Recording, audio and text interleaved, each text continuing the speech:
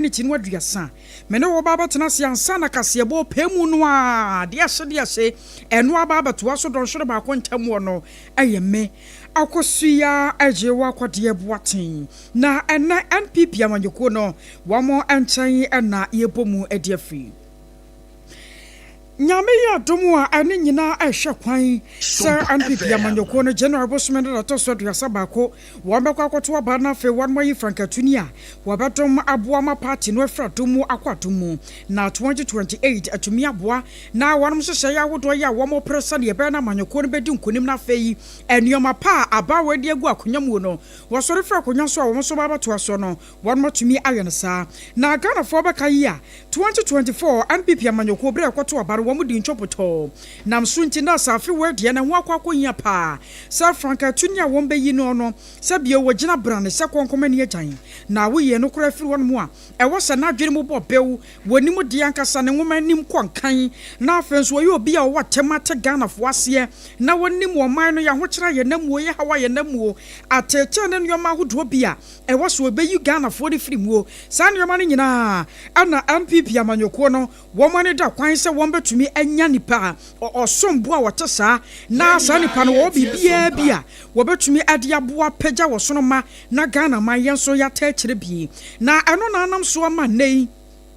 ebra wo mo bia moto ho se adehye bi mamna fa forms no nipa makomako enum ana sebra ye kasa die wo mo din yakọ NPP amanyoko ne mpanyufo wo mo kwa wo mamu a ye hwe ne mo kwan se nyame yadomu a foforo ye besim wo no sa foro nyina delegate be gina so na wato won mo so aba na enipa yaka won mo asemu yi aye yewura kwabena je Japan wo no edikan yewura Canada wo hena Japan wo no so ka ho bi afi wo no obo Dr. ABENA champon ana His Excellency Dr. Alhaji Baumia ana yewra Dr. Yao Osai Educhum waini ni pa makomako enum ya sebredie NPP amanyoko ne betumi akanse sudua na won maka ne pipo se won makwa fa forms a wo hwe ne bokwanse ye betumi ato won so aba na asase no ankasa no sane na amanyoko no dedeyo osebo nsamrane ahodo na esibi kono na nkam ye se wo hwe 2024 ansa ne ye ba beto aba no a na wo mo de no akwa gina yewra Canada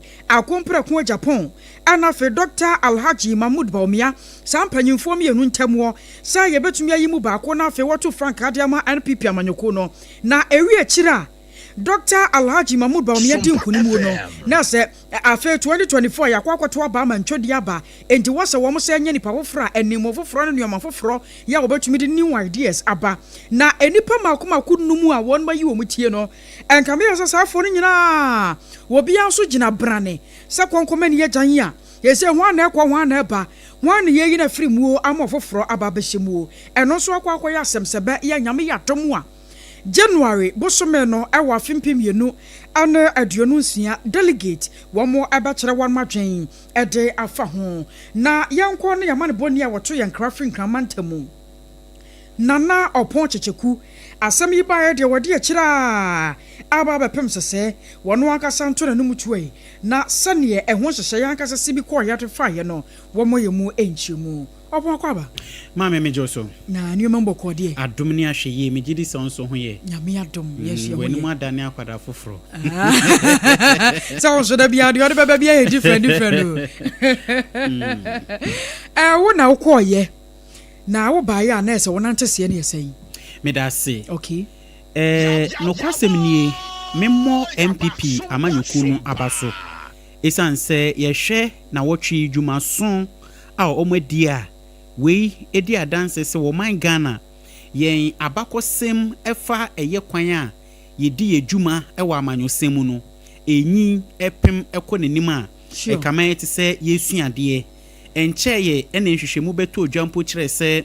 ebibremu anu se ni wiasa fa na nyina ye po man asumdue mu o man Ghana ye ka ho bie na asumdue nso betimi aba amanyosem eka ho ene asumdue betimi atena o man Ghana mu enti ye hwe dwumadie a MPP amanyoko tena se edi na wotwe mu a na ye bebo eye impanifo ehhehye dwumadie nu ye bebo mabaso ye pa esanse dwumadie bi se nu enya ade a edafem se moankasa mubetimi akọ moankasa mu na mayiw eye dikanfo anase ye be peke amanfo makomako wo mu nyina fo no mu nim die mra na ye hwe party se ne party nankasa no ne ye bia ene ne su ne ne ban sifate no MPP amanyoko no akununifo ewo mu omo amako suku edu akire ewo mu ena omo so omo buku ka ye omo mbuku ka ne omo omo ink eka sankrofo ni mienu ni nyina no ope bi ewo amanyoko no mu a wonya bi efri mu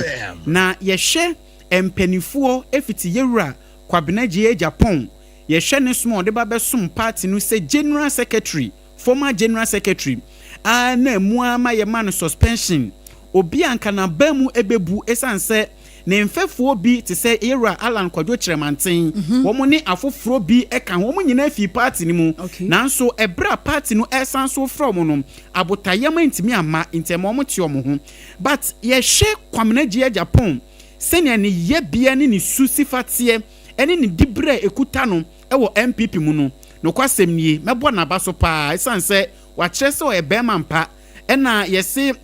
mfo dɔson ye ni nyina amanyoko wo man Ghana edɔson akoye te se kotoko ne has player mfi kotoko a obekɔ has wankɔ has nso obekɔ kotoko nemum ye hwe ye wura kwamena gye Japan ejina ne nanso abepem sabre ye ne akwanya aba bio ede ama ne se obetimi apre franka tubre dibre no ede ama MPP wosono amanyoko no enu nti wono so ebra ye bie kwan se omonko enkoko form so no onu di kan ekoko peke ne de na ye hwe sene form so ne picking esi fatie na sa pepepe ena omo submit ne so no ekoko ye jesen sachre kitua bi ane baaye ewo eye enne die mu no ene enra die ni mu no but ye hwe party no se MPP amanyokuo di kan ye ni kan hwe empanifo a ekọ peke form omo submit ye wura kwabena gye Japan Honorable Kennedy Japan. Okay. Honorable Brian Echampong. Yewura Dr. Mahamadu Baumia. Ena Honorable Yaw Osei Educhum. Sempenifuo maku enum ni nyina no. Oma small ne pen. Ewo abamu anaso mu opposition. Enu nti se ye yi mpenifuo we mu bi. Edi wo mo aba be face strongest political party bi te se NDC a. Ewo so mu nyo obi a. Ni mu odu. Na oyo obi a obetimi aboa ton ho ama Ghana fo etimi aso ne mu yie enu nti ebra mu bie kwan no ede to wono ma empanifo wonu mu nyina akopeke omo fom so no kwasem nie emaami ti bibia se MPP ewo akofo a se ene obi ni ho a ochena obi besina nan nti enu ene ade a mepese Ghana fo nyina yenhwe na afa yensu ade enso emfanfiri mu apart from say empanifo makomako enum a meto me boas na makomu nyina ho asem kakra no MPP amanyokuo no ene ne ekoso ekowieye ewo eye o matena kese no kwasem nie enika se mo a mo hwe on social media no behwe a ubehu se eye osono no ena omu pia no ede ni ewura eye MPP o matena kese ho no no na se haye asase no ana yewura Dr. Alhaji Mahamadu Baumia wakasa wie we wie ni dwumadie no ena emu pia eye elephant no ede na ewura mu eso pa ntu he mema omu pia na omubu emu odu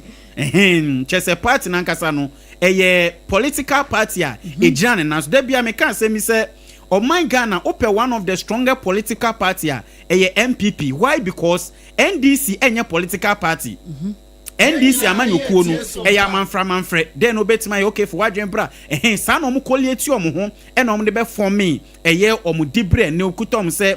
political party no but ye hwe MPP a eye political party a chese yetimi so okay efriwe so ekoha efriwe so ekoha efriwe so ekoha no sei sa bi e na akwakoye afei memra ene omo forms a omo submit ye no so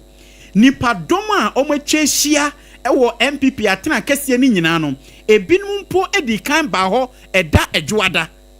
ena chese ebinum efi ase a omo baaye ebi firi nkruan kese no mu nyina baaye dodoɔ na fi asante mantem ebinom enso afi eye framantem ebinom fi apue mantem ana ebinom enso afi eye etifido apue mantem ene afenso no eye notness no omu nyina ka na so we no omu ba beda ho se we ye chitaafo a very well omu do party no ena obia nso wɔ na chitaafo because obi e ba osoa ne manfo edi omu si eye van mu na me bisa se na we no kra na hefa na wobi atumi nya chitaafo se so ra nipa no obi ade enso dɔɔso ejisi ade nipa dom na eto aba no de a anka ho na be wini because yes we Yewura ba omi nipa o mu de na chie Dr. Brian Champion de a wo mu ba ye Yewura Kennedy wo hene Japan wo mo so de a wo chim so obi anso kita MPs ne ministers ne bi wo mu former ministers ne ade e wo mu a kire se o mu nyina ade ne mu odu ya obi anso de ne carry weight na yenhwe wo ko hunu bi se bia ye obi mu hono mu bi a wo hye Yewura ba omi atade na so na nya ba omi enti na no ho e bi oba for Kennedy for instance enra papa ba ku bi ne kasaye no kwasem nie ono no join eye Kennedy akompre ko Japan ne nkrofo nanso atade hye no Dr. Muhammad ba omi atade ana na hye no kire se bisi ebisi ami ebisa no so atade ne de mfa ho kwase atade ne de mfa ho na emu onu na ogina ho e de maken enti ye hwe onu nko ane de ne yemfa no nto nchen ena nipa dom o matwehie mu se ye tu ye bo ase ana ye hwe mfoni ni baako a ubehu se nim kro na ewo eye Brene Champion camp ubehu anim kro na ewo Kwabena je Japan camp ubehu anim kro na ewo Yewura eye akompre ko Japan ni camp ubehu anim kro na nso ewo Dr. Alhaji Muhammad Baumia se anim kro na nso ena ubehu ewo eye Dr. Osei Educhum enti ye hwa mi ne na mi hu ni se echitafo no afe party no ewom so mo ko opposition chair but omo afe party no ena comment se mraseto bi ewo eye afoforo nso emuo enu nti eye ade bi a bebre na no share omo hawo edi to do achem se esumesi kwan a obetima ye bi nanso mpanifo bubu bi se yesi ye wo se kokumo so na wo pepre ketre wo nkopra ye hwe mpanifo makomako enan a wo kan Yewura Dr. Alhaji Muhammad Baumia ho a Yewura Dr. Alhaji Muhammad Baumia ekuta echidufo pa esanse wabaya vice president exactly enti no amanfo enim ni pa aside that no ye hwe akwenya omde ma Dr. Alhaji Muhammad Baumia menya sure say other political agents anase enuanom aspirants no omanya the same thing ahanu mu say no eye MPP omanim ho omo block street Dr. Alhaji Muhammad Baumia de no omo block street to the extent say osono eye bia a omo aye edisi won omo pie no e de babonten ba betai na chire enti wo be hwa eno no mami odi kantwa mu yi eye enka ne mra hye bedwani ewo eye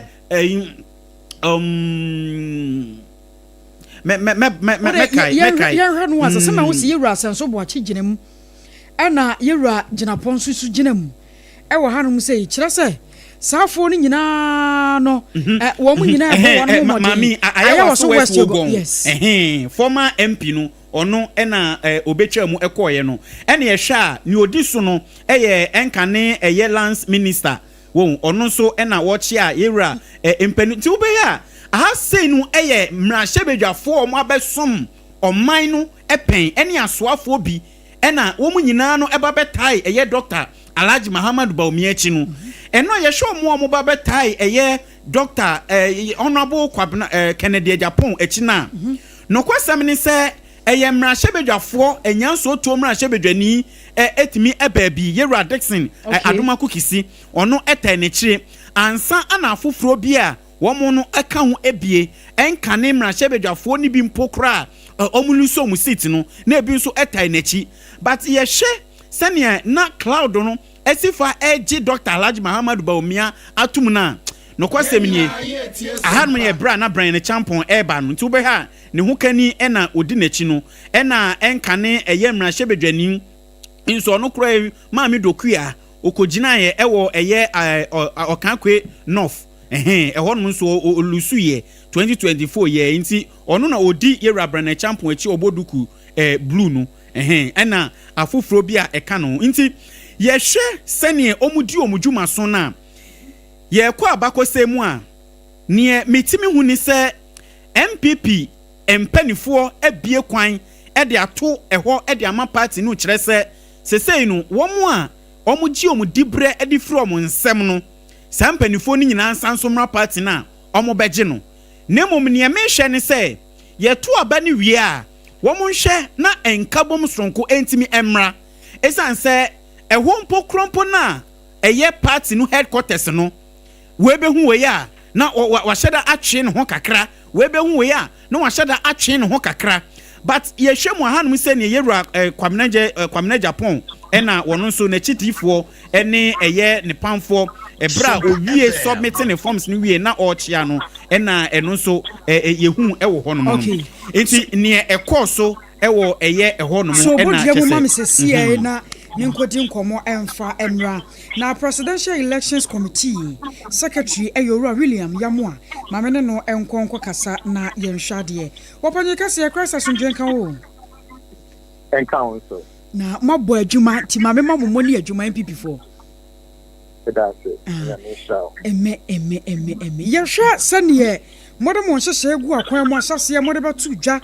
na mo kyerɛ mu sa obibia da a wo pepa sɛ wo pre frankatuni di bre wa amanyɔkuo ni mu no wo mra mefa forms anokwa nipa num na befa ye ne wo ma file di aba wo mo sanya ahogoro so saa mo mfa na ahogoro so easy sade ye beta atete ana ye be hunu no we no say na sibi kwade ma mo sanse wo bia nko ne na husuo sane ne su ene ne ban sitie munyanya challenges bi wo mu ana ameda simi aba me chia watiefo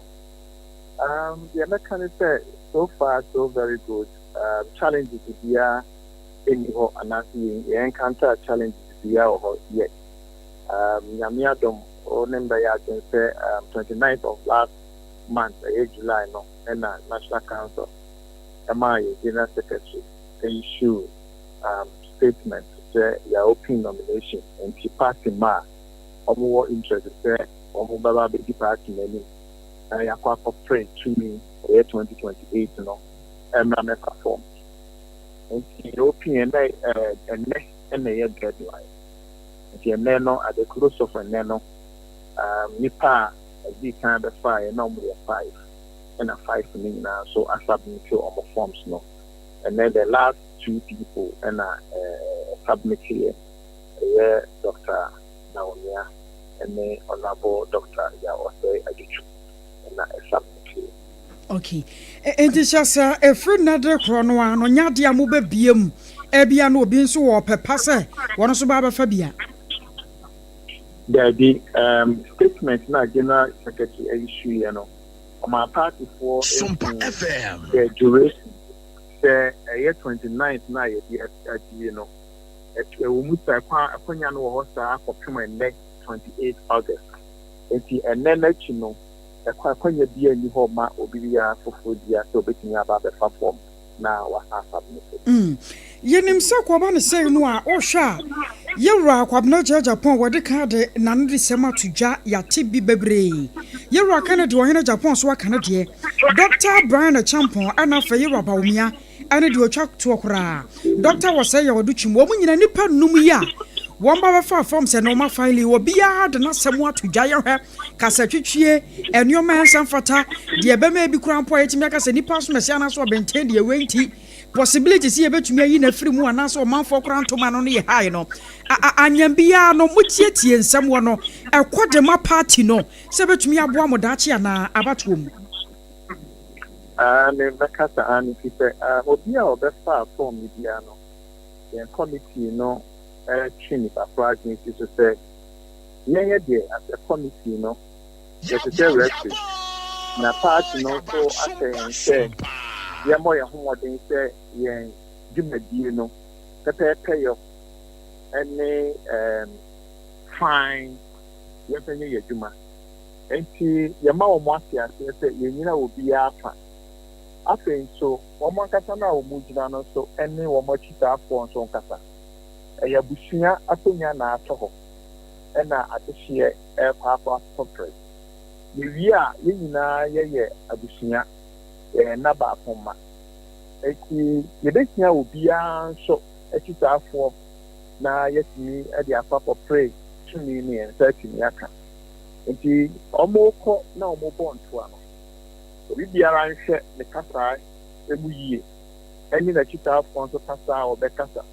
na omo antotontoto amane omo sɛ yɛbɛyɛ a yɛbɛwie no onuadɔ bɛtena hɔ na yɛwodie bi ni hɔ yɛtumi abom akɔ akɔpere tumi de ama party ni abɛsom Ghana man eti saa deɛ wei anaasɛ nsɛm wei obiara nso agye atum ama obiara nso ahyɛ bɔ sɛ ɔno nso bɛyɛ n'afa mu deɛ pɛpɛɛpɛ na the campaign na ɔbɛyɛ no ayɛ devoid of insult and the use of abusive language. Na awia ne mu ye hu sɛ na krataa bi anenam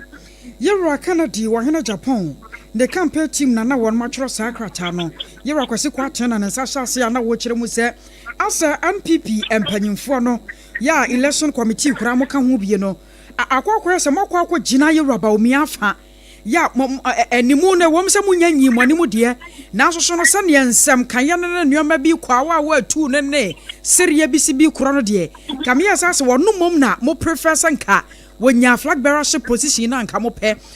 asɛm wei mo gye ne sɛi na na mo expect bibi ati sɛi emprempre Medasonia electoral commission na ho Ghana ban no or voting right for 12. Okay. It's the Juma Yemuno. On here, the BI said, or how would be as much another being connected. Yeah, party man. Yeah, study I at Yamaya and Munti, Ogoni Batia, Yasua the oath. Say a bay Juma, a pioneer, a special. Now, yes, you want master, Sompa. Yaboy tune. Just have a pepper near the Yajuma. Ye pay Yajuma Yemuno, and be village near so soon. And not in a bronica feedback. And he said, at any given time, no, we did a talk Chimoa, and who can I say, parties now involved, no, ever change in so. And yes, I say, and I make a say, the year 2023. Then we now need 2 animals. Then I organized a presidential election. Now we are secretary at that time. We are dancing for say, you know, a year separate. Emma, your 2 are very, you know, as far as the contest in age not in PS of our say. Indeed, the process no a year free, a year fair, a year transparent. And they the bus who call Adepa announcing things to a website is now for check here. As far as means the mom Sompa FM. Who call Obeyani now? Yes, show of Bob you say. The ultimate aim and goal, I say, at the end of the day, no, you're representing to the party. A validly elected candidate will be a guy a party for Nankasa to Obama no. No much choose to say or no, and I get your power no. They have presented the Ama party. There are more you trim up. And you need to see this. Now, I answer that I answer say, the bay a jumabi, and I see a bay and ye beer. A bay mad the process. It in here, all parties. Stakeholders involved say omunya GPA ewuyemu na yaye bi eda e ma omankasa boy abaso enti ye be kokwa Sompa na yenya butre sonko ebiem afi wo ho. Okay. Yewra wadawro ma wakasa ma botoyemu aba na yeja wa mu akokora no anai one more file one more form sa wie bibia akwakoda din e de ba biem na to aso ehye no Medase yewo program ewe yanim send your year in 2023 no ye ne the security agency and I be said to me yɛne media for ebedi sɛ adwuma yi yɛne electoral commission ɛna ebedi sɛ adwuma yi yɛne mu nyinaa bɛhyiahyia a broni ka no stakeholder engagement na yɛ programming yɛn ho nti at any given time bia ɛbɛfɔ sɛ this time na yɛne mu bɛyɛ saa engagement yɛne mu bɛyɛ as far as no so a ɔmo nso afaale no so yɛne ɔmo bɛnya engagement yɛne ɔmo rep bɛnya engagement yɛn nso yɛ form in 2023 no yɛ form yɛn nso yɛn kasa yɛn apack ɛno nso yɛhyia a through the feedback and input of all aspirants no yɛ formulate guidelines yɛde running the election afi wei nso saa pɛpɛɛpɛ ɛna yɛbɛyɛ no yɛdi obiom ɔmo afaale awie no ɔmo bɛyɛ ɛbɛkɔ vetting eti vetting no nso yɛwɔ vetting committee ɛwɔ hɔ eti yɛbɛ process ɔmo document no ne yɛahande over the ama vetting committee no na ɔmo invite ɔmo for vetting eti after the vetting ne receive vetting committee no nso recommendations ne ɔmo report ɔmo a national council bɛ clear wɔn ɔmo na ɔmo wɔ akwanya sɛ ɔmo bɛtumi contest na yɛ publish the notice of only a started from there. Eti ɛyɛ stage by stage. Ɛdi yɛ yɛ ɔmo afaale yɛ publish ɔmo edi ama ɔmo ɔmo submit ɔmo forms and ɔmo afaale. The next phase of it is yɛ vetting. Eti vetting no ɔmo dua ɛna afei yɛ bɛhu ɔmo a ɔmo qualify sɛ ɔmo tumi participating in the process and that's ɔmo contest. Okay. Me jawa mu akokora no ma mmisa se vetting ya asem yi a na wo kan. Yenim se we no nipa wo mo fa nipa num de wo mo nhyada no so moro so bia. Akwaba no sa mo ye vetting no a possibility bi wo ho se bia ye high. Se ye betimi ayi bi mo afiri mu ana se wo mo gina wo so bia gina brane o. Yes. Se we say part no constitution wo ho. Part of the constitution, on my no so elected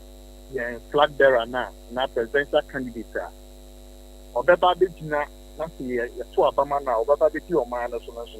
or man to constitution, also our requirement. Okay. If he as a say, the Pakona or contest, and so it may satisfy both party constitution and then also the country or the nation's constitution. And the provisions now in constitution a qualify will be a man be a president or any other related requirements and also forms now any the vetting committee for also be requested. So be making sure say the person be BT those requirements. Sompa FM. Your friend William Yamwa, or your party me, and into not just a no, it would me a bit partner anymore. Okay. It let me so then so not on mine also, Emra, also Emma or Pine said, who bet me a Gina, and no, not just a partner, young farmer. Another year, the Yako school patch, and your men is here. That's it. I know Bruno that you are one yaman enemy. It has a plan. I make we shall so. I was young and a cassa ye, a secretary, Adema Presidential Elections Committee, or William Yamua, and not Yanano Edim Common NPP Amanyokuno, one more Edimuna, upon ye real crown on the Krakuramuno. You bet me a casse. Sanye opanyini ka ye wo de toto de wo ko ground so kokko hu ye no a esi so pepepepepe bobra on say last question na obisa na mani ajepa because ebeye huhu ewo dwumadi na omudi na sese nipa num no it's likely so meet disqualify bi but be disqualify very well be disqualify so because o can say bi o se party no ewo nhyehyeye a omoye enunti say went me meeti nhyehyeye eda pono so aside that no unso say other related issues okay enti no ebia party nhyehyeye te obetimi edi so pen Nemum yeko other matters and I say other related issues are ebi ehɔ no exactly nti ɛno nso no ɛbɛba te sɛ ebi a wo nipa dasani no oyɛ bia nipa di ne mu wo woyɛ obi a sɛbi wo bie wano a bombo na woto sɛbi woyɛ obi a womfa nipa anyɛ hwee woyɛ obi a party nankasa no utiatia wɔm so a ɛno nso yɛ ade ombetimi ahwɛ na ɔmo de disqualify nti no this time around ndie ɛgye sɛ impenifo consider nneɛma bebree well aside that nso no one ade ba ko ɔmo kasa ne sɛ enke betimi a sɛ nipa enum no anka ɔmo mie debate ɛmfa mo ɔmo sɛ na be obi a betimi akyerɛ ne obetimi ayɛ de na ɛwɔ grounds ana wo tete exactly wɔn nti debate ai bia no nso no ɔmo timi ɛde ba ɛno nso ɛyɛ ade betimi abɔ all the same no mo me mo MPP fo abaso ɔmo ne nsɛntwofo di ne yie ɔmo ne yɛ di ne yie papa ɔmo ahansa ntwoni bia NTTM nsɛntwoni bia fa wodie so ɛwɔ dwumadi na se nti yɛbɛbɔ ɔmo abaso going forward no sɛ ne kan no it is time I was so my Ghana yet amanyosem ase medase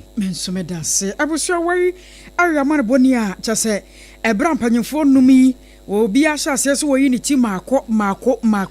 na wom so akwakofa forms afile ne ade nyina na wodi a kire na opo checheku na yete ne nka no nti wodi a kire chapa na presidential elections committee secretary Yera William Yamoa enso so yene no edi nkomo a na wo boye ensem ne nyina mu enchemu no what bite kase bo free Sompa 106.5 Accra 106.5 Accra Shannon Celesta Company Limited watayechi time herbal mixture one so add malaria fever a draw atayechi Electoral Ghana Limited say home appliances ne ncha na obenya de free 21st clinic na the sciatica expert medima for about center say what the time to yade no so adiama Ray anu nyumako bi eka ho na one mo atayechi kase bono wankasa ne dwontwa no ye ba besanim de ama ye home so tew ye ba de aka no eto aso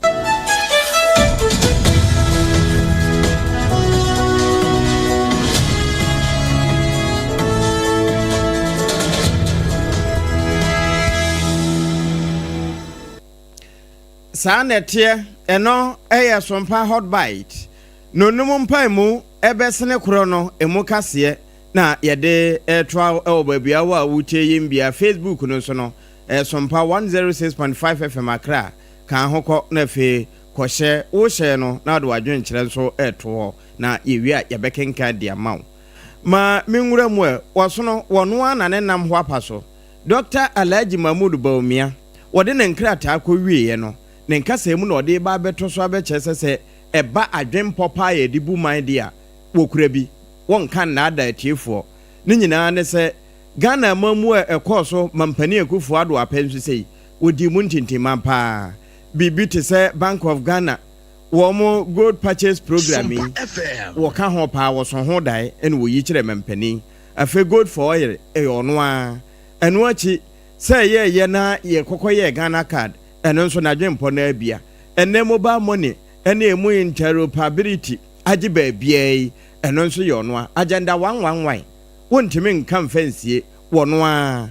zipla ye ne etimidi nnuro ne mojanom kwa ya sabia ne ye chip compounds ahodo nyina no eno nso ye na dwempo no bia afedi ebu dodo na apre one district one ambulance ni nyina ye ono a na de yentie bra no wo kasa no. I have also had the distinct privilege of serving as Vice President and supporting the President and the government in our last administration with ideas that have significantly impacted the lives of millions of our people. This is what the streets refer to as being rich in ideas. The initiative I advocated for in our time today are making impact in people's lives. The rich, innovative, and practical ideas that I successfully championed and saw to implementation include the Bank of Ghana's Gold Purchase Program, the first in Africa, the Gold for Oil Program, the first in Africa, the accelerated issuance of the Ghana card, mobile money interoperability, the first in Africa, the Ghana Digital Property Address System, the first in Africa, Agenda 111, one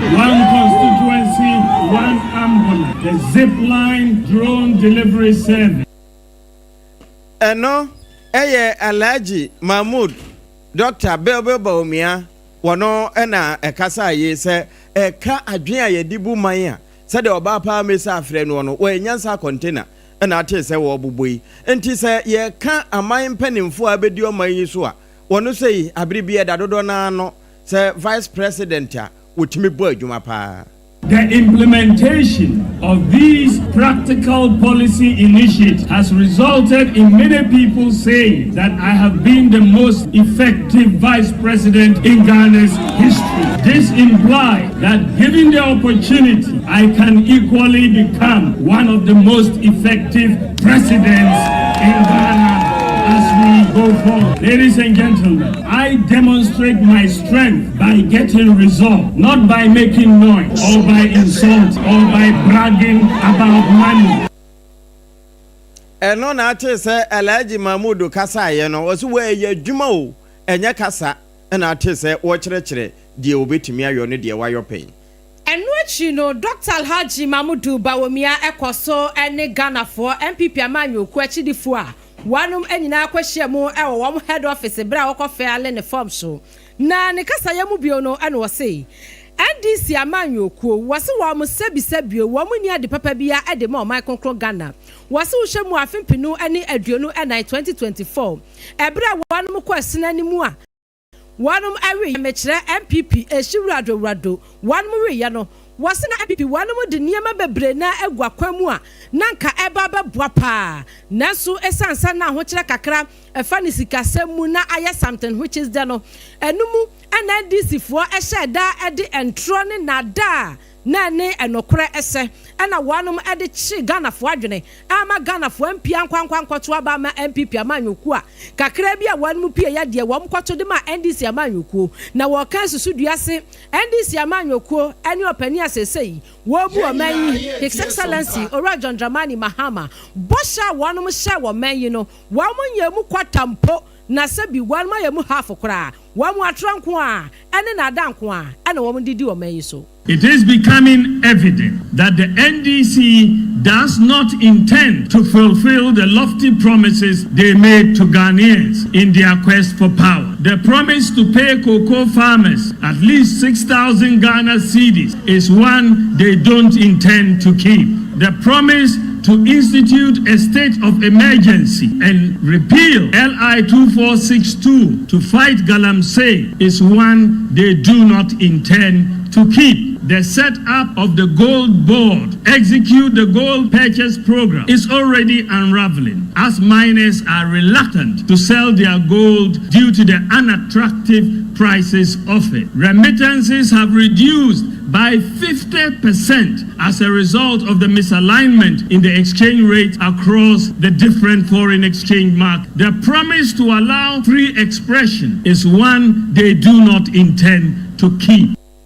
Ninyine Chagu live ewo Facebook ne so aya Sompa 106.5 FM Accra share hosisia like page ne na wa shama foforo so enya bia hwenti Dr. Alhaji Mahmood Bawumia no wo gina mu se abela ba se afi ya adomu a afi e bekwa kwasiem no January 31st no MPP amanyoku delegate beto aba adiama no na bre wo kasa no se hye NDC amanyoku wan mo kase LI 2462 na ema yetumi mietimi tu afamagudi e wakwaye mu no womba womba twam tintontan wan ba ya fe no ba ya mu amendment wan mo ya 24-hour economy wo mo se triple jobs Ghana fo benya so hwan yehu de wan mo yakura asade wo mu hu botwa no emfa kura hyem ne kwakwa mu no ka che delegate ya wan to abane say monhwe enipa numu asese ya be file your form so de ni mu aduro de waye bida de wase ya woyo de watumi ma aban ni gira ne naso na bosha aban ni hye no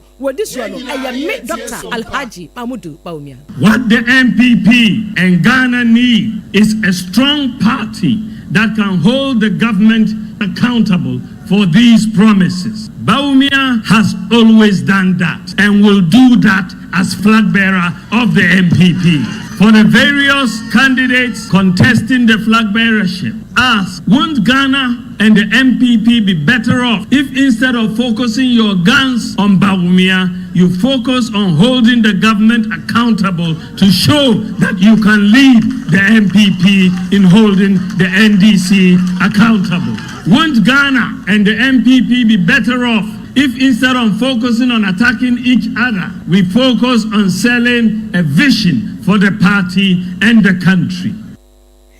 Enkane Vice President ewo maimu 2024 wajina MPP amanyo kweni drimo etu Frankano Adema wamo en wasanso ejina mu ebio. Dr. Alhaji Mamudu Bawumiane en yetiye. Na one more file one more forms no. Maybe a chamo mrasebe jani ana sempo swafwa. Na washa Ghana ngomasiemu nsamso Dr. Osai yawo aduchumba pai waranso aka hubi. Warani musa adeshia mano meche wasono diano wamba tuwaba adiama no na wabetu Frank adiama NPP amanyukuno na ebe wadane forms ne kwa ya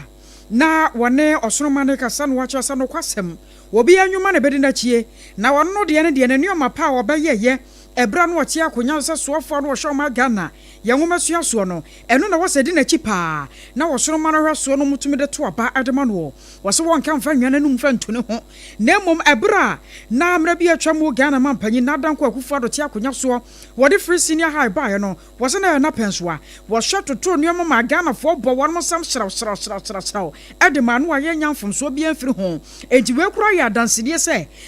MPP amanyoko no ede 2 minutes nsa so metu Frank afama one more wababo ma 2028 womadi nkunim. As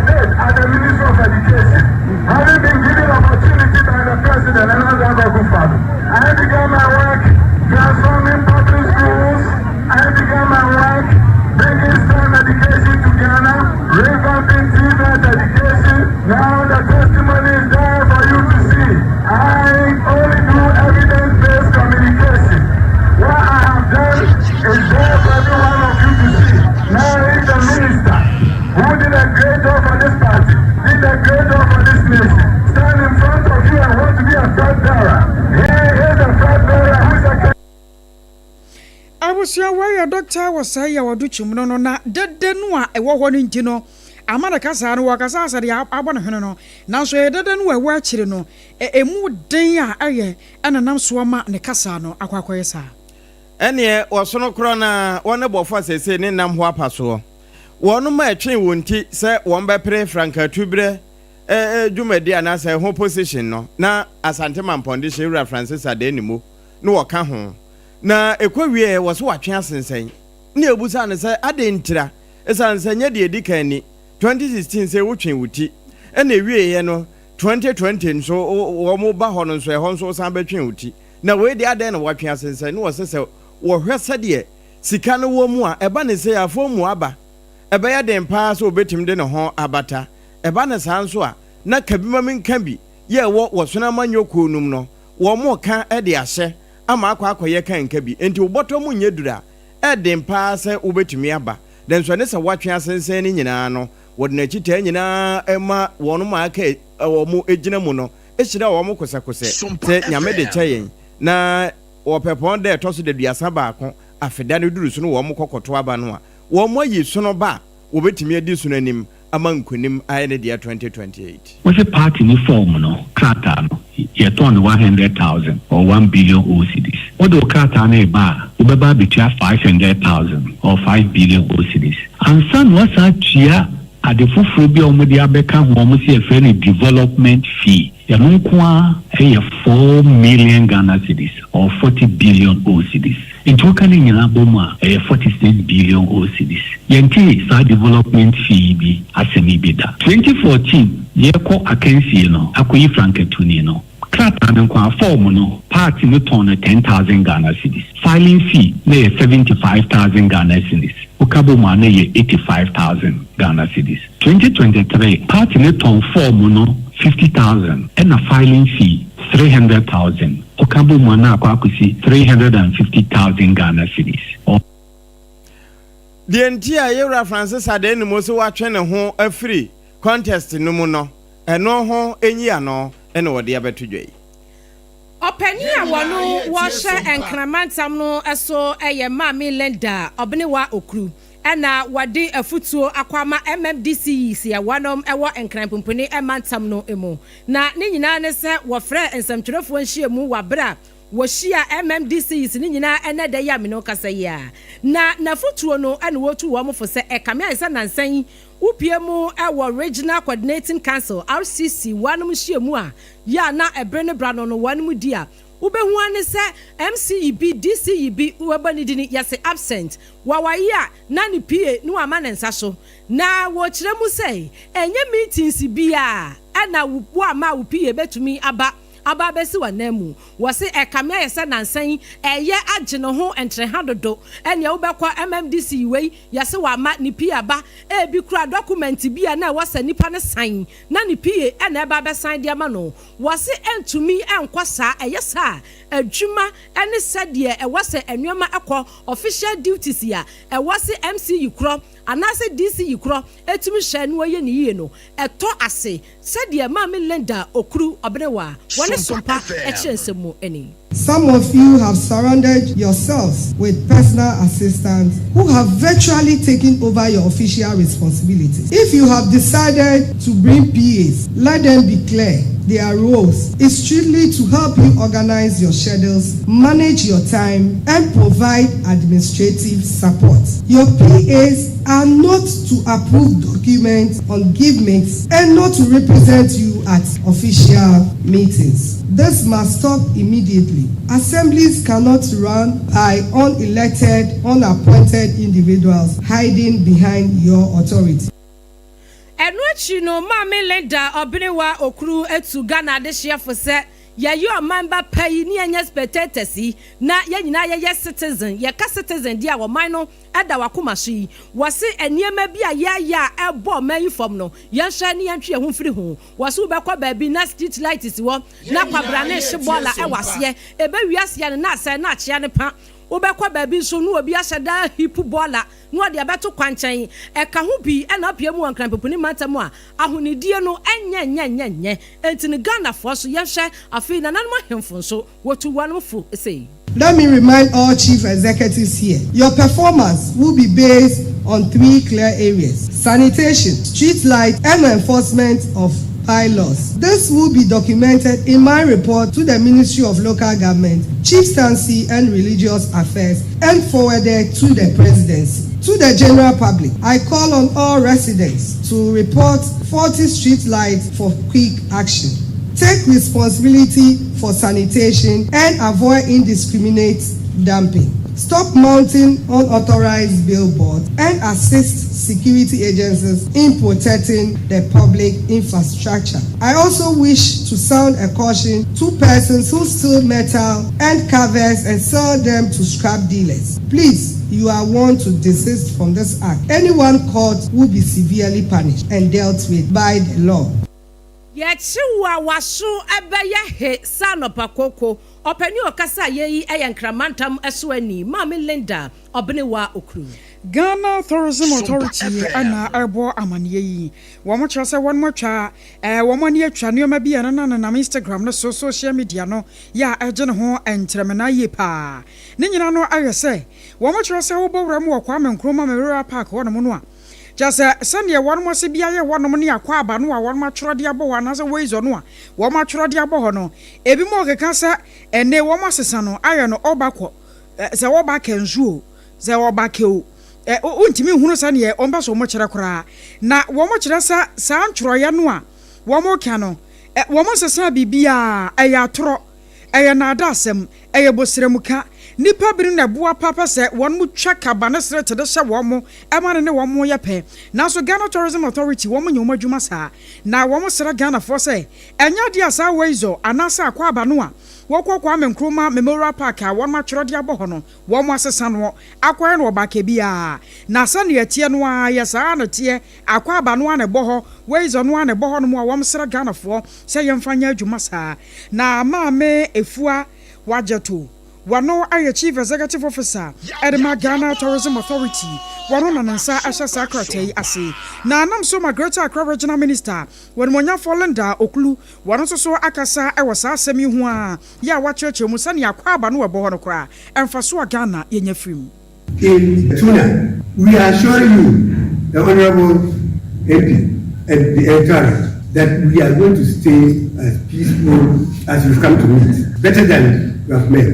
And as you can see, after going around everywhere, we come to Tuna, and I'm sitting with these people, the young men, the chiefs, and we are very pleased with one another. I want to assure you that this fight, I emphasize, is needless, completely needless. If you take our situation, our poverty situation, if you consider it, you will never fight anybody. Why should we fight? And like I said, which I will repeat, let's give what is Caesar to Caesar and what is the law.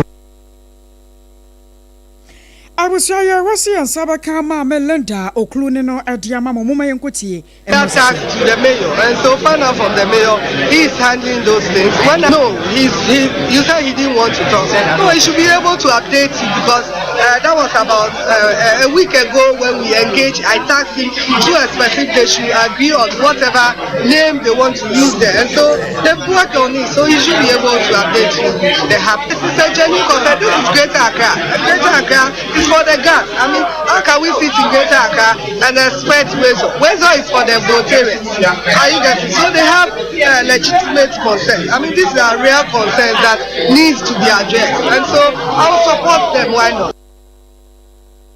I was your way. I a Greater Accra Regional Minister, Mama Landa Oklu, and your tenant Kana watch them more, and Fasua Yajase, Aquaba, anyways on the crown, dear Bragana, my name Sunti, Wamos Rapa, send your Instagram, no so say one must send you know, and yet you know, and yet ya, it is her.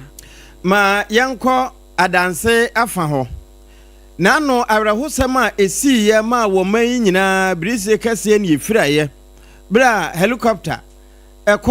Ekwa krashe ma nipa nwotwe oman yade hyere wo mo kwakosom Ghana. Oti nananam wo nse do a ye kan wo mo nyina ye ebo mu ewo Blaster Square no. Eno wieye mampani antena ne toso. Wosoma ye wura Johnson ase edu nkatia. Ene abamu mpanimfo bi ma wo mo kɔ sikaman bofu edu. Ekoye wo mo aye kyerɛ n'ani so. Kyerɛ wo no mo a ekofa ade hye ye mu edi free kwa ebrentuo no ede eba ya eba beduro nkran na wieye na timamufo ewo ho ne nananom ahemfo a wo mo nso aye de so wo mo so se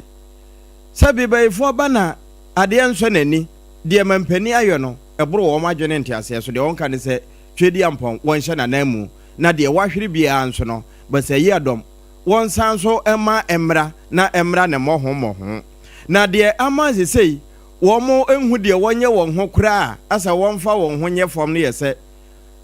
regional minister was antimantamu yewura amakohena abo womo anho ba achese sesei womo dadwene eye oman ne dadwene eno achi nso no wohwe womo kwan te se kodwonkwanta ekotutu kakuro mu a eho se akwan no ni nyina womo se womo yo ho adwuma ne se hunti no de womo ka ne se womo da mampani ase na da se bi mira biu eno ya janka kasa wonya kana nwumere pe na no panso die obedie na wo hwehwe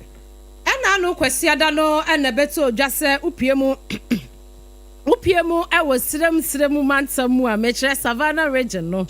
ebusia nyoma bi esi hɔ no mo nam so ema mentem ho ase esi ye no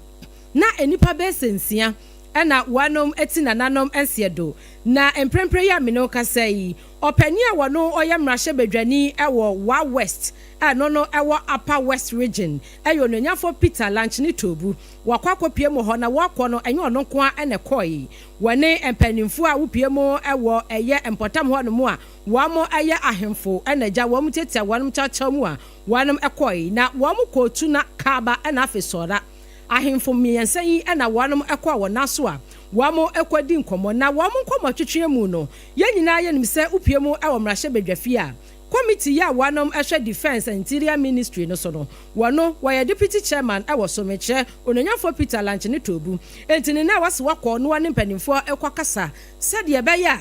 wanom betumi anum asomdua buam na de esie na menteme ho ase na ensekan ena ade ne nyina etumi atodin na bra wakoye no Peter Lunch ni tobu ene Sompa kase ekasai in Tuna we are showing you the honorable MP and the Electoral that we are going to stay as peaceful as you've come to meet, better than you have met. And as you can see, after going around everywhere, we come to Tuna and I'm sitting with these people, the young men, the chiefs, and we are very pleased with one another. I want to assure you that this fight, I emphasize, is needless, completely needless. If you take our situation, our poverty situation, if you consider it, we will never fight anybody. Why should we fight? And like I said, which I will repeat, let's give what is Caesar to Caesar and what is the Lord's the Lord. And let's everybody be in his or her lane so that there will be no foul play. I appeal to everybody here in this constituency and particularly in my town here and environment that no fight, peace, let's love one another. Let's grow, let's develop as a people so that our health, our roads, our schools.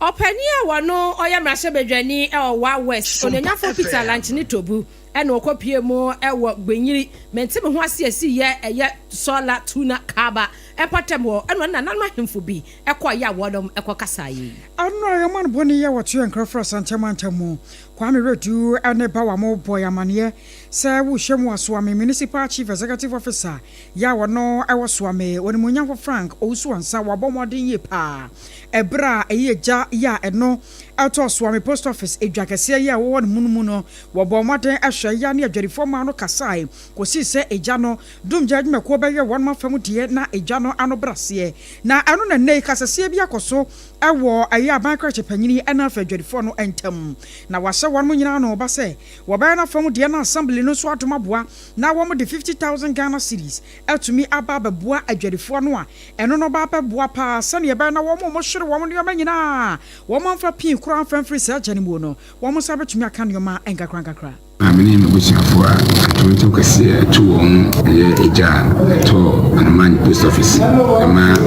amene ne papa no ebusu na me no mo hia na hihia e wo ho ne se de ndo amene with minister abai na register original president Amani Muhammad excellence name na one more 100,000 na yedi emiane ni makakra account ade aso on asen samne so aye hihia asamne so edi 50,000 e ka ho na aye 150,000 to see share e wo ne say ya take obibia data already na assembly o data ndada you independent bo ha store no e obidia na ono so rent ti yakoba say ya ono so rent no ono na no ma wo ma ahye ti no ono so e part of owners on a store say tell you medical promise won say ye behwe say obibia ni store e wo na say odidwa e wo bia no ne nsa e betimi aka ni store e back. I was your way, Ayaswame, Municipal Chief Executive Officer, one for Frank Ousu Ansa. Ene ma yenko timantemo na eho ena mantano oti Regional Coordinating Council ya Ministry of Health HRC womo animonimu ya womapa putupru response committee ni nyina ya se typhoid ya de se de esi atweneti e wo mpotem ho na hura ehuru body sa atwere na ekon tentemetre ekeka afoforo no sempanimfo amamu a anhweye ebewie no wotimanta no bebo na eno na pani echese no kwasem ni wo ka ne praying ama mpanimfo nyina so atese enya betesa na we somonina typhi bacteria no won eye sa adwuman we adokotafo no enim no pa ya wo mbeka se de ho asem etie de akere enti wo ma tro krata ne e de abasa national response team wo mo meka regional fo no ho na fe adwuma no wo mo modi dikadika shosho pa se de beye na wo mbetimi atwa aba e de ahwe saa hawo ya no enti wo ho na ho saa afiafia bi anya wonu mu nya ode e wo ho na wode edu ba bi ana asa atekọ wutiri pa wo kakra ana wo minim wo konkwan wo minim na so wo minim ayekura ene na ntentem wo ma pomuden hwehwemufo wonu mahunu na wo ma wo ba bi te sa bi akoye krache east ne krache west krache nchumuru eho nyina atratra de afa ho enti wo mani abrepa ne sa hunti empanimfo a eka ebam wo monnom ehwe so wo betimi aba wo monsra ban mu na National Disaster Management Organization yetwa wanti afre wanom nadumu wamo ede krata apieja na wamo krata wamo de ba ye no ene wamo abekire ensemu a efa eye owura bia na wono oye nafuo ewo yama no ewo eye etifido emantamu na wanom kire mu se owura yi ewo mfinhia no be se aduonu enum 55 years na sede nafuo no eben eye white voter no nti wako se jana buru a waduadua na wafa apafo a wanum gugu so kakra no wo sensuo ade afiri white voter nim na wade ababeboa apafo no na wo matumi agugu aburo ne so na wobi nim de akwate bayira ahomamu ama bayira ntimi ama akese na okotia afuro bi mu a enam so ema ensuo ne mem no a woti nananom ensiedo na sa arahusemi ba ye no ebi mu achechwe mu se opie mu West Mamprisi municipal ni mu a ensu kase ya no de bagredam no eno na aye mabuso ena apaya fa baabi ena nam so ema bia ekofa wawura no baabi anafuo ni wo ena okoto mu ena ohire ne nkwa enti no ebi mu kirechire mu basa yei ena nadmo adwumako na ba wonom so ababe kirem se wo mu hwehwemu a wa mu aye no ene se wawura no ekose nsuo firi white voter nim na wade ba na sanse eya bagredam no eno so aye ma na wanhu baabi a wose wofa yie ena mistakenly okotia baabi a ensuo no etumi emem no a woti nananom ensiedo na nadmo adwumako no abamane akire mu se die upie mu a bagredam no wamusu hwemu a afa ba se ye ne Burkina Faso wanom ahye so baabi ene esese no wanom gusu a wamode enyemezi ugwakwam se de be ya ebetumi aboa na amonita ensuo no se de be ya baabi e befa emfa atorenchen bi ema omayim na wanom nsemu bio no wamo kire mu a wamo se sesei ni de se de ade no akwakwaya no enkwada be se enum ena wanom susu se wanom ho aka ewa sa eya bagredam yi ensuo ya ayema ya ebu afaso yi na wanom bo ade hye nyina akokọ sesei ni de ensuo no wo hwa ase enhyada ento ewa fom ha na so esoro ho de etopa enti nsuo ni de ya na ba ye mada na enti mu a bia mufuo ebebe nsuo akase afa modan ebebe nsuo akase no na muso matumi aboa bo hu yie esanse mpanisa ubo kashira ena yesoa wo nadmo adwumakuo no so nkire mu a wanom Adepa ye ene afa yakọ ansan fufumu na nyame ya domo a September bosunda tosumienu ewo afimu a ena akwatia ba election no Electoral Commission wadanuyama ebegu akwamo sane yebaya amanyoko hodo ya enei wamayi warmade shiasa yanto waron so aba na yenyimu ba ko no onko gina mra shebedwefie no saa nipa no obotumi akwakodi ne saa na wobawram wo apoye mantamu a deputy youth organizer Adema NDC amanyoko no Oro Nathaniel Tete adiatudwa ya wo kirem waso hwemu a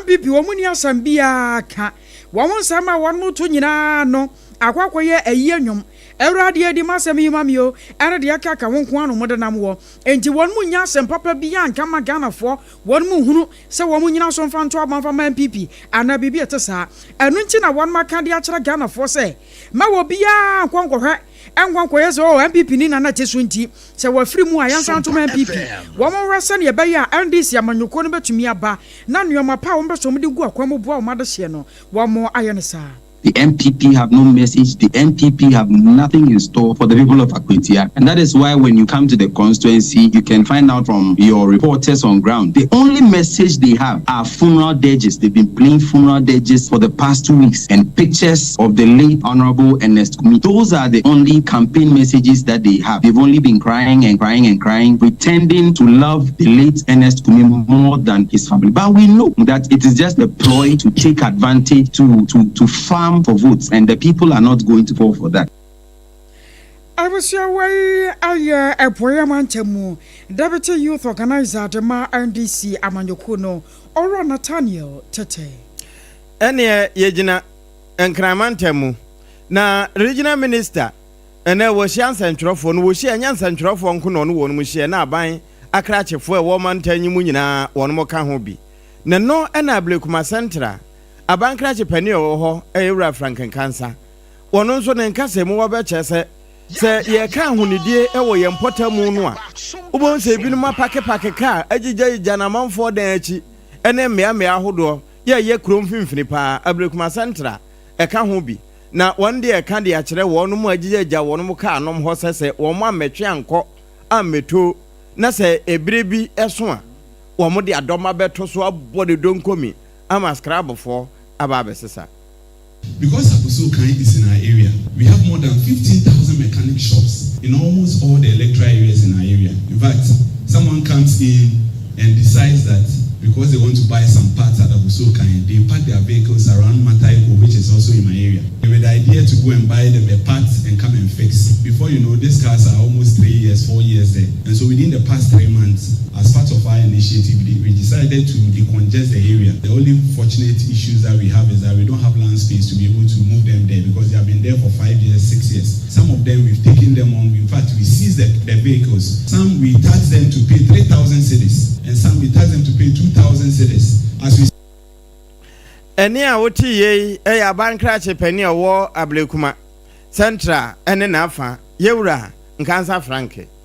Yemremu ewo koko nsemu ekakra na opiemu ewo atoye etifi emantemu ametre Western North Regional opani kwachafo abedi akira wono wasanso aya regional administrator ewo Ghana Cocoa Board ewo atoye etifi mantemu eye Owura Samuel Osei watu koko akuafo fose Mamun sorry prekupe enkoto edrobia emfa nkogu mu koko so wasesese no sadie ewiemu pade hunufo no wanu ye wo mu hwehwemu a wo mu di kan ebo yamane se ewienum sachira ye no sese ne de wo mu nheda huni yie esansese de aye ne de ewose obia etimi elezi ni butu yie na eneyi wohwemu a ase ensuo no ani eyese de ekansi kakra na wia no apie kakra yesa koko akuafo no wo mu nheda hu enu cropot ya wonom adigu koko no so na ubehu ane se wakodwom no akwakoto bia keke wase ebia keke na akwakoto de abagu koko so no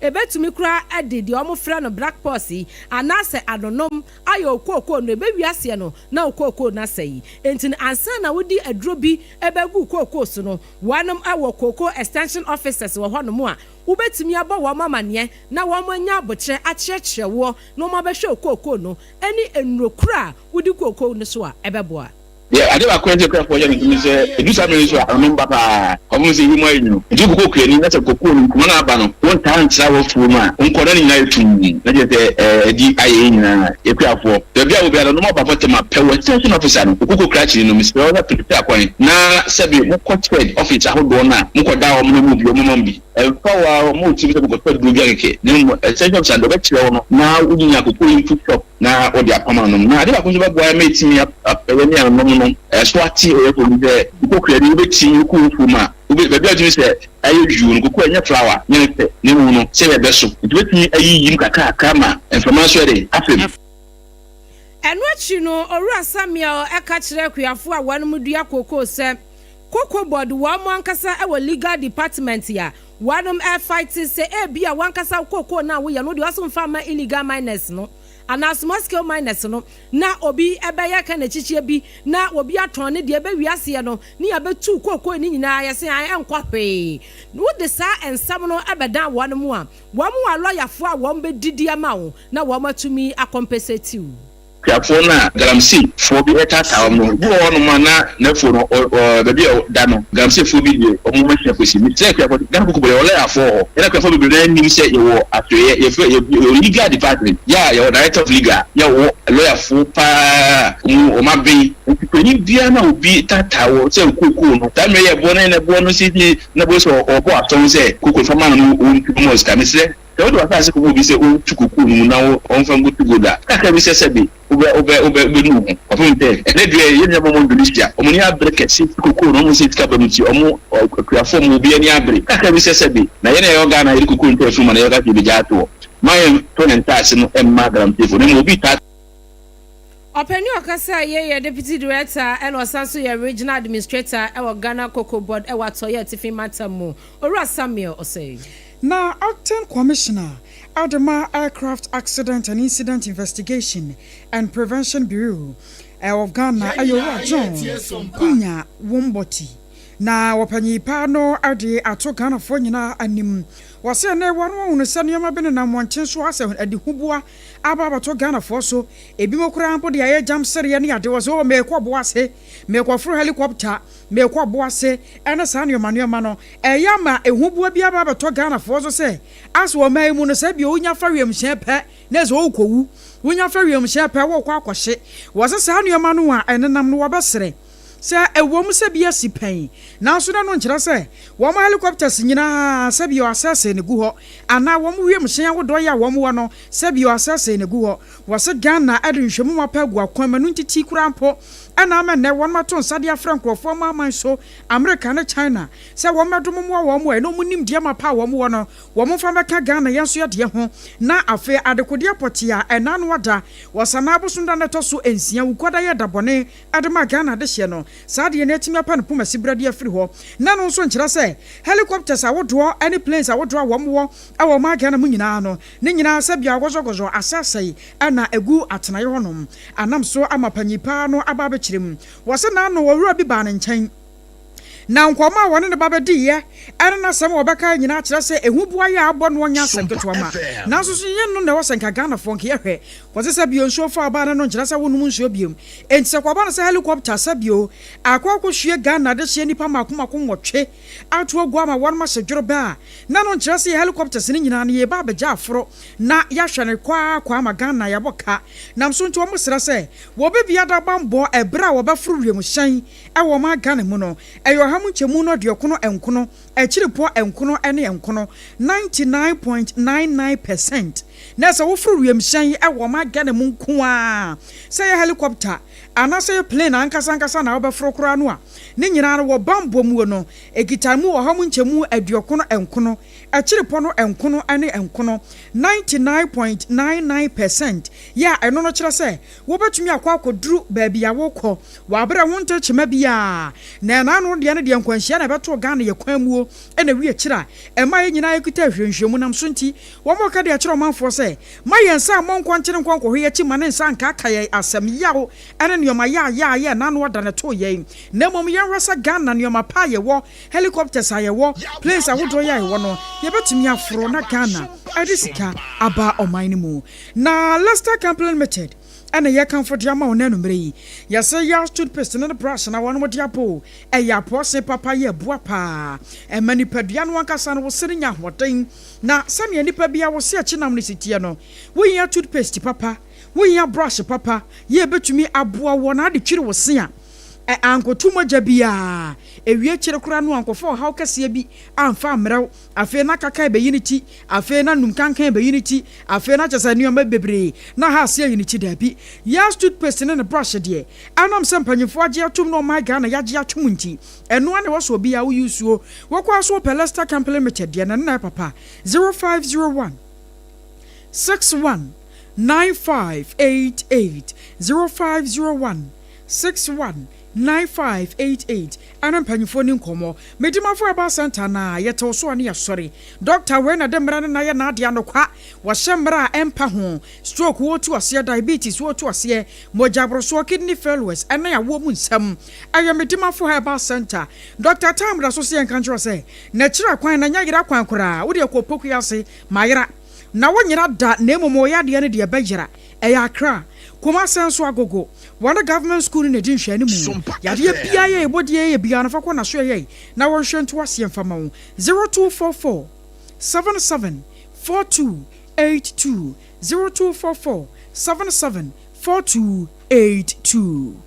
na ye kana sa no na ye kwaso ase wo se mai bia ne yare na kuro bia nso ne yade a kum wo mo pa na yen kotoma men sori adwuma ene ye ne wo man mu enti siatika yare no se tie bia ebo opunum da ne da enti se onya hu se mozu pu ta chechew eduba bia na se wona se tatai wo ho a ase wuntene ne twetwetwew bo ho se ananse ache menan ene mensa entenatena so ententumrika ko 21st clinic na wo mu na ye hwehwemu hu ne siatika no na wosan ye hwehwemu enya ano aduro enkura bata no eburu dunum dokota bia ne sa bi wo man mu ewia enuro no nso yɛ highly efficacious medication yɛ de kan wɔ yadeɛ no ase etu ɛkɔ a ɛnsa ama bio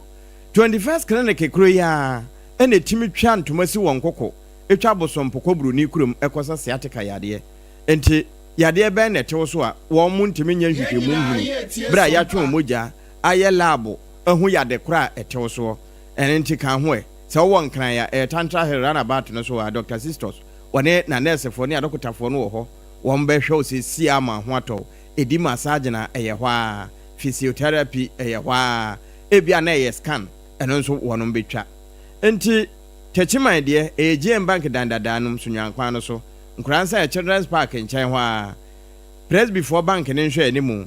ebia na wɔtakorade ɛyɛ fie kuma number 9 taxi station hɔ ɛna wɔn mo a ɛwɔ sunwane nyina regional hospital first gate hɔ a ɛhwɛ overseas ɛhɔ yɛ hwɛ adabraka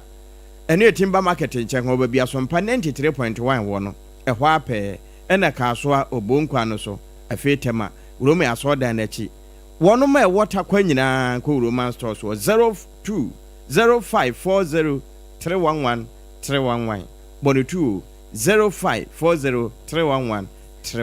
wɔn kan yɛn ho anwumire na ebusia Electoral Ghana Limited nso aso yasene na ye bensemi ede ama wo na wase yan kan kire se upe home appliances ne ma ebi etise TV upe air condition wankasa upe washing machine upe fridge upe kettle rice cooker microwave afa blender ene etc adie bi eyusu anyina mahoden a eye papa a entwe anyina mahoden bebre Electoral Ghana Limited ene yakafo de ama wo na tachimanfo yi maboboa no ye hall papa cho ubehu ye kira kwan na wo so ni yen adidwa nani yama no ebo no ada fom boko techima no ye wo Kumase kwantempon ne so Kumase ubehu yen e wo Castle Junction anase Tech Junction ubehu yen Accra Adanta Barrier Dansuma roundabout ye ho industrial area opposite Melcom Plaza no ye ho a ye di adwuma e na afa sunyane mankesim Cape Coast Takra de Tamale ene bebia eye Electoral Ghana Limited fraya yin e wo 0245 949-495 and 0245-949-495. It is a banny about 0245-949-945 na Electoral Ghana enyo so na edrewe sa wonum bi ampacho wankasa na miso so de aya on hwebre sa wo hwebre a ubehu se ebrasom sa wonum wadra eye bre na etu yade ase ede ama wo eye time herbal mixture time wasi akancho se malaria fever agi wo boso de bia honam yo mpechempe wonko aba bia obi bia ya mepacho eye time herbal mixture ne yakanfo de ama wo wanum enya wo de wonko ade bia wo yade wontiapo na wasi wonya cheke na ya malaria aye time herbal mixture eno na wasa okopennom na time no so ubetumi anum bi no prevent malaria no aye time herbal mixture edrowe akwada wanya mfinhia dumienu num bi obapefo wonka ho afei wankasa wotimu sa wotiapo so wotepa na aye malaria wanum na enyo de na de bia ho na ba bi yo ya time ene ya kanfo de ama wo yesanso our time HH mixture ene ne capsules enu etu infection ni nyinase afri ni padua no so enti be ma adwonso pew wodwonso a ade fitaa bitimi firu be ma mu ba wo sa adwani afa odwonso na mutimi pa mienu wo so be wontafo da bi be ma ayade eye time HH mixture ene ne capsules eno na ebe boa wo obanso fitaa bi gu na chenyan ebe wiase no one per time HH mixture ne capsules ni bi anom ebe gu fitaa tro kansa afa ebu so na ya yellow na chesa ade ne de ya kasoa ne sa do yellow kura time HH mixture ne capsules no ebe boa wo e ma so wa himfie ho no e hwache aye kama ebe so se chingon eye time HH mixture ne capsules na address dem di kakai no onyam wunyam finhia ne dumienu a unum bi Food and Drugs Authority wono ahwem wo ma gia tum se eye 0244 417-669 0244-417-669 eye time no saving stadi amaye one madama and I yes be ensemi ede amawe yesraw twen yesima ye basisi ya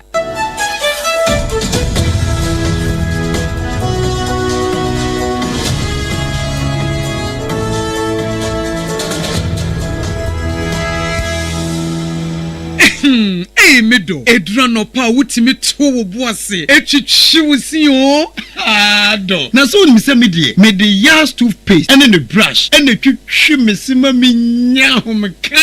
Sentina ye bokoi. Na me dear me all time favorite. Yas herbal toothpaste and then the brush. Abua me ama say menum so a nyunu anasa de share. Me sin fin me biem. Na wo hwasa me si aye fita as rich akuma. Na et brightens. Yas whitening toothpaste and then the brush. And then me do shimisi. Entina wo see fe. Na Yas total care gel toothpaste and then the brush ni de. Ebo wo se ho ban. Demu ni nyina. Ema wonu mu ye sham. Oh yes. Enu krotrodo. Yas herbal. Yas whitening. Any Yas total care gel toothpaste. And then the brush. Ebusian chamfa. Sa wo pedudu 2 e won kan ha. For Leicester Ghana Limited. E wo 050-161-9588. Leicester Ghana Limited. And the Yas toothpaste mo ahodo. And the brush abedwa so abebu. Midimafo. Pokwase Maira Accra. Midimafo. Pokwase Maira Accra. Midimafo heba clinic aba Accra. Ani wontie. Passengers egumi kai mu. E ho na dodo na ekro.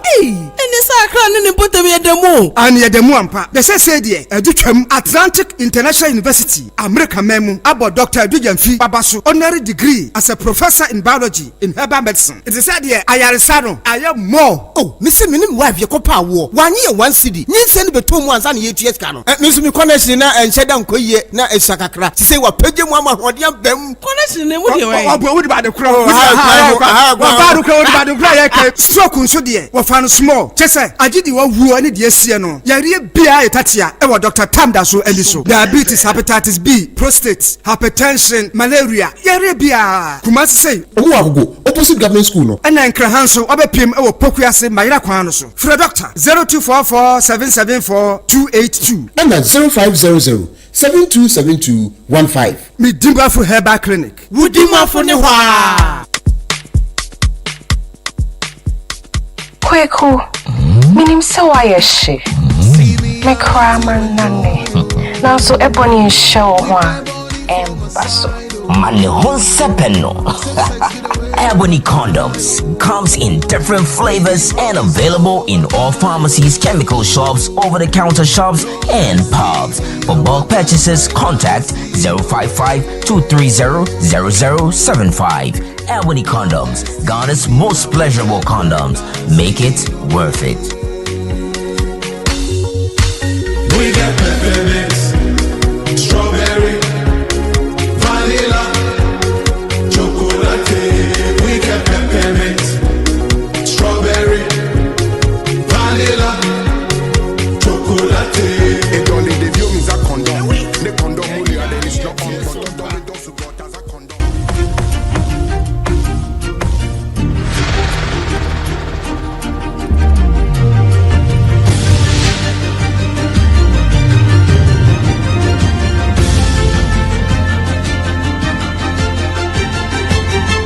Sompa TV, Emma Aketiapa.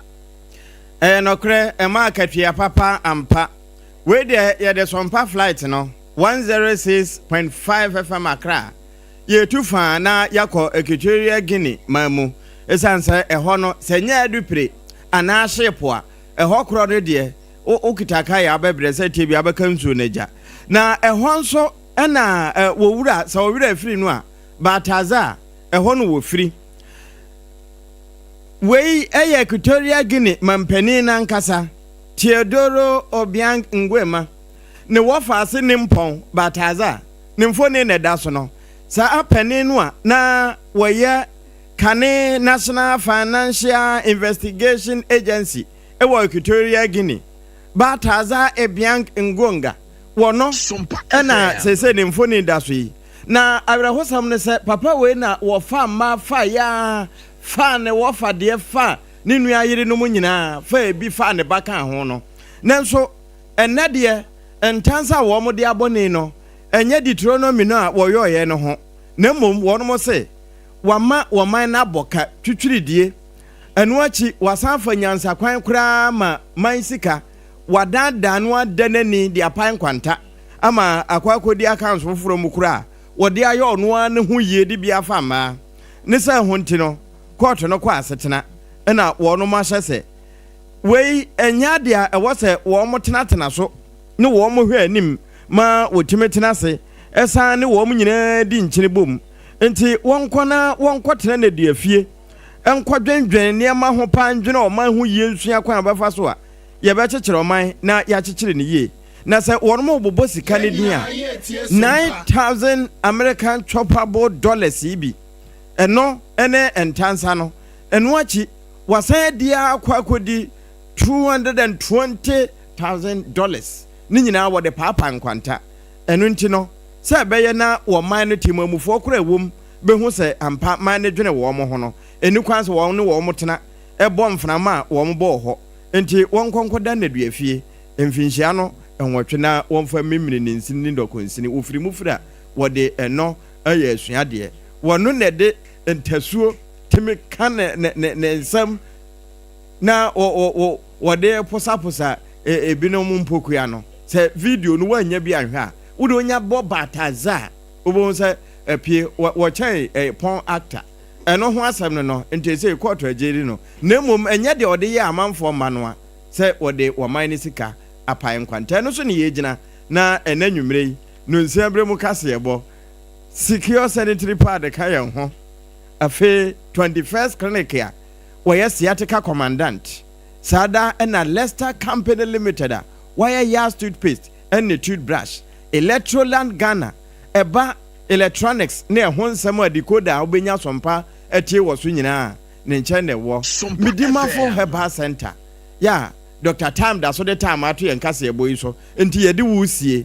na afi Time Herbal Mixture ɛne ne HH Herbal Capsules ɛno nso ka yɛn ho nsɛm a yɛde ɛto awo ɛbaayɛ no deɛ wote yɛ bi ɛne sɛ Equatorial Guinea Kane Finance Investigation Agency Penny Owura Ngwenga Bataza court ajeli no na court wajali no yi no ana NPP amanyoko no so de abase ni panum ana se bredi nyame yatom a wobehwe no wavete wo mo na afi wato wo mo so aba Dr. Alhaji Mamudu Bawumiadi atudwa se NDC for ede na dan ne enokrese ena ewini aba 2024 nti wono oni opani a obetumi aba ama oman no akoyie ebusua na nsam no doso ena nwumre yesi adwase Sompa 106.5 FM Accra no se bremu kase hot bite ema yasomwo yene yebetana se kenkan semi ayeme Akosua Agyeiwaa kwode boatin mene triple A mine ejapia Apam Dadaa ena afi ABENA bedu Adepa kofi